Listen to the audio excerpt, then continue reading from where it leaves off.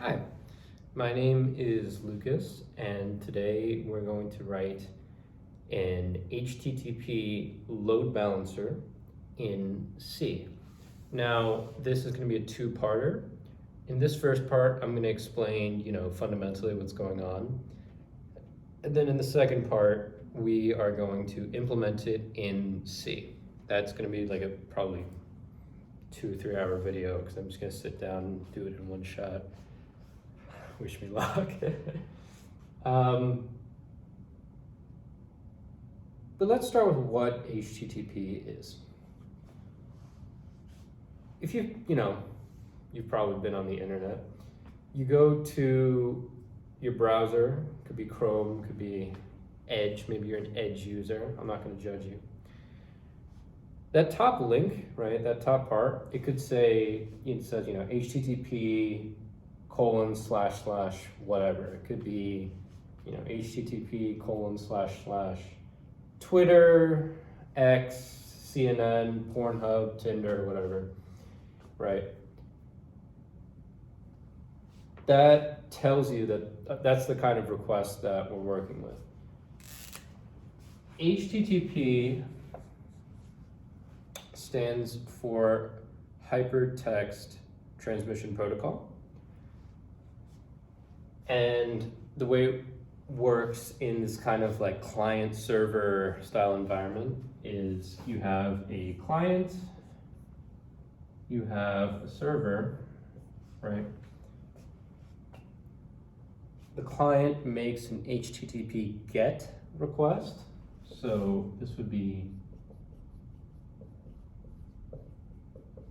GET. This means, I want to see some information of some kind. And the server sends back ideally a 200 status, which means, success. And it can also send back the content that you want to see. The content can be, it can come in a bunch of forms. Sometimes it comes in the form of HTML, which, if you're not familiar, is hypertext markup language. That is the sort of skeleton, if you will, of a website.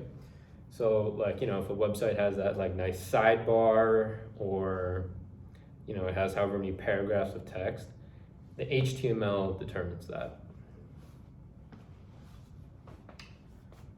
Now, okay, underlying all of this is the TCP, or Transmission Control Protocol. So just repeating that, that's Transmission Control Protocol. Now, this sort of creates a connection between a client and a server, in this case, which you can then send the requests to. So let's see how it works.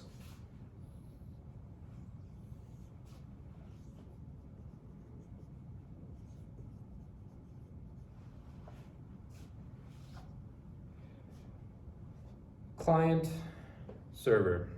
This is the sort of typical representation of it. The way this will work is the client will send a SYN, or a synchronized packet, if you will, tells it, the server, that the given client wants to connect. The server will send back SYN-ACK, which is a synchronized acknowledge packet. And then the client will send back acknowledge. And then now they have that connection open, which they can then send stuff like HTTP requests through. So then, the client can go HTTP GET, and the server can send stuff back. This first part here, we have the SYN-ACK. That is what's called the TCP handshake. That is required, if you're going to use the TCP protocol, that is required to set up that connection between any two sort of computers. And then once you want to finish or close the connection, then you have to do a sort of like finishing version of the TCP handshake, where we'll send fin, and then acknowledge, then fin, acknowledge. So fin, acknowledge, fin, acknowledge. And then they're closed. Now, if you are, big company, if you're Meta, right? They've got like 2 billion users, I think. In the worst case, you could have 2 billion people trying to do this on your servers all at the same time. If you only have one server, right, it's just not, you can see it's not going to work. This is a ton of steps times 2 billion all at the same time, right? What's going to happen is some of these request packets are going to get dropped because they have a sort of queue, if you will, where, let's say they get one, you get one request, then you process it, okay? You get 2 requests, process one, then you process the next one. If you can only, have that line of like, let's say 10 requests, realistically it's higher, but let's just say it's 10. If you get your 10, if you get like 500 requests all at the same time, you can only hold 10 of them. So the other 490 are just gonna get dropped. You'll still process those 10, but most of your requests will get dropped. And then those dropped requests are people who won't be able to access the site. A really good example of this happened to me. I was freezing my ass off in a line outside of a Micro Center to try to get one of those NVIDIA 5080 cards. And as soon as the website opened for Micro Center and also for Best Buy, like not that the website opened, but like once the listing was available for the graphics card, it was just inaccessible because they were getting so many requests that they could not realistically handle that load. I mean, they were getting requests from legitimate customers, and they were getting a ton of requests from bots. And so it was just never gonna work. So, okay, we definitely can't do it with one server. Can we do it with 2? Can we do it with 5? Can we do it with 500? Yeah, we could. You go to Meta, you go to any of these big companies, they have hundreds upon hundreds of servers, thousands of servers even. But how does that work, right? How do we decide which server gets which request? Glad you asked.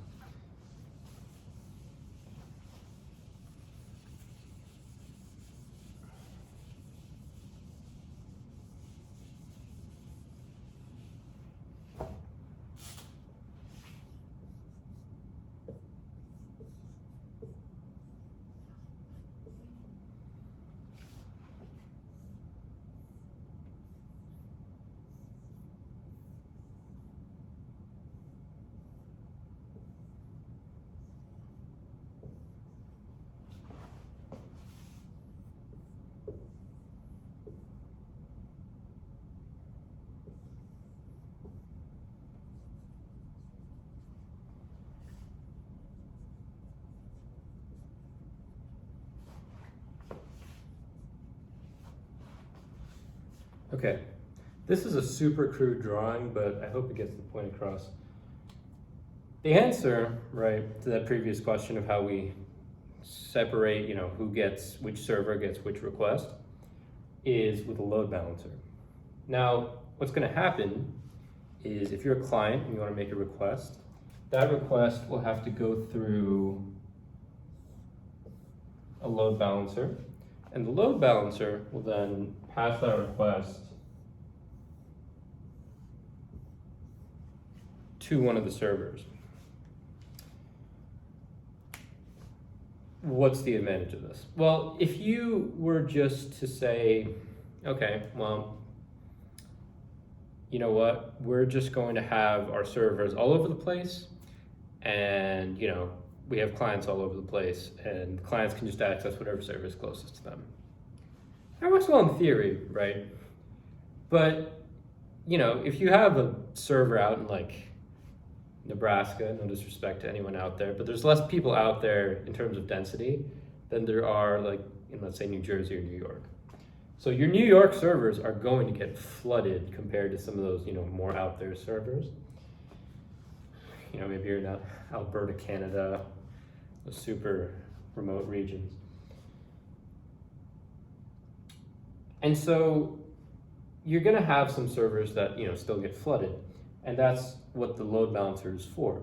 The load balancer takes in a huge stream of requests and separates them across several different servers so that no one server ever gets, overloaded and has more requests than it can reasonably fulfill.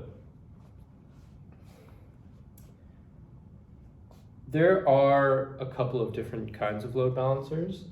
Just going over this really quickly. Two of them are the L4 and the L7.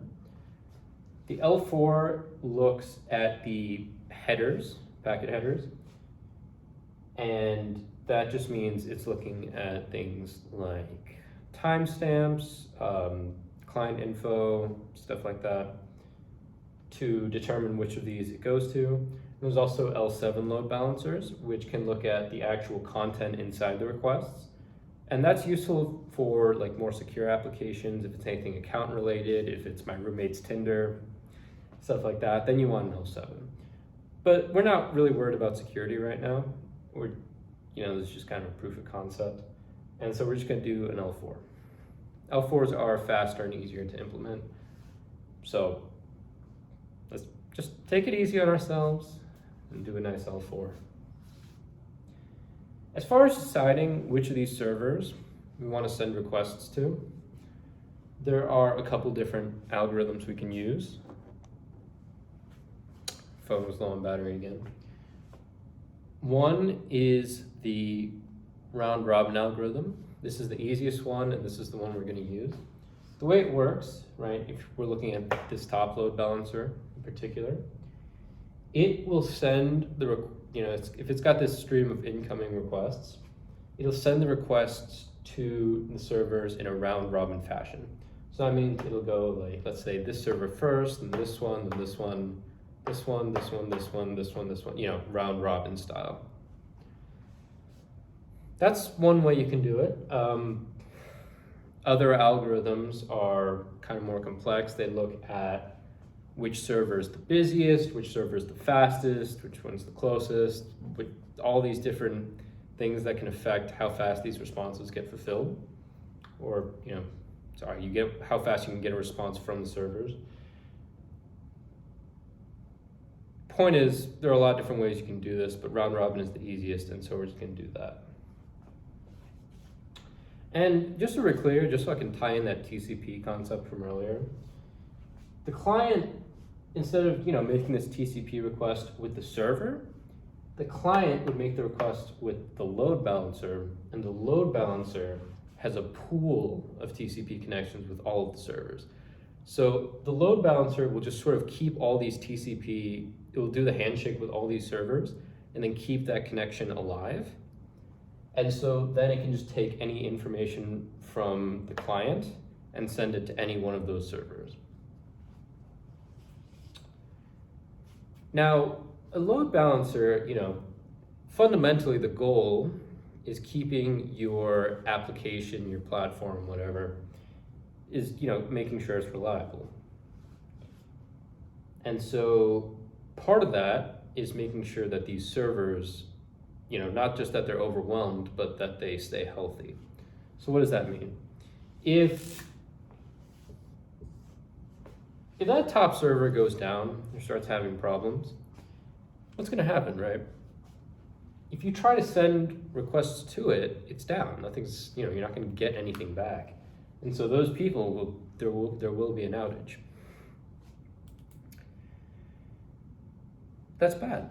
We don't want outages. Outages hurt our stock price, and it's all about making our investors happy.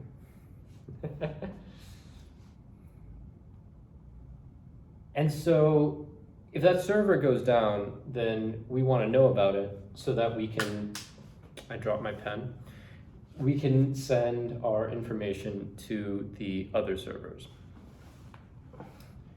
The way you do that is you make a get health request from the load balancer to the server, and ideally, right, it'll return that 200 message.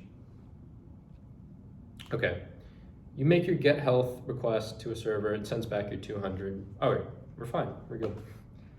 If it sends back a 503, right, that means it's unhealthy, given that 500 is a sort of server error code. That means it's unhealthy, and so we'll sort of route to other things. And if you don't get anything back and it times out, then that means the server's dead and the server's down, and we have to take it out of our connection pool.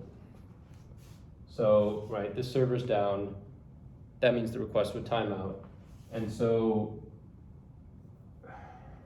we'll get rid of the connections to it, and then we'll just use these two. This is fundamentally what load balancers are used for. And now we are going to implement one in C. Now, before we do that, we're just going to implement the load balancer part. I'm going to simulate some clients on my computer, sending, I'll have a variable amount of clients sending different requests. And I'll also simulate some servers. I will set up the servers so that periodically they drop out or have various problems, just so we can see the load balancer in action and how it responds to them dynamically. Thank you for watching this part, and stay tuned for the implementation.